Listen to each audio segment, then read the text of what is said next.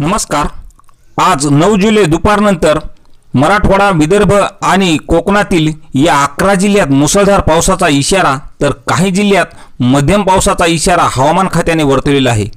तर हवामान खात्याच्या अंदाजानुसार आज दुपारनंतर आणि रात्रीला नाशिक, धुळे, जळगाव, छत्रपती संभाजीनगर, जालना, हिंगोली, यवतमाळ, वाशिम, अकोला, अमरावती आणि बुलढाणा या जिल्ह्यात जोरदार ते काही ठिकाणी मुसळधार पावसाची शक्यता हवामान खात्याने वर्तवली आहे। तसेच कोकणातील रायगड, रत्नागिरी, सिंधुदुर्ग या जिल्ह्यात मध्यम तर काही ठिकाणी जोरदार पाऊस पडेल।